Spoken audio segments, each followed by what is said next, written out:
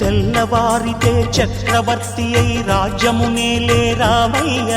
తండ్రి మాటకై పదవిని బదలి అడవులకేగెనయా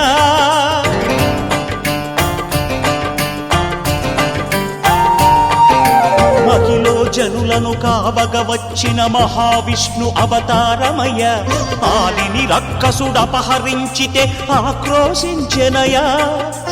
అసురుని త్రుంచి అమ్మను తెచ్చి అగ్ని పరీక్ష విధించెనయా సాగలి నిందకు సత్యము చాటగ కులసతినే విడనాడెనయ నా రాముని కష్టం లోకంలో ఎవరూ పడలేదయ్యా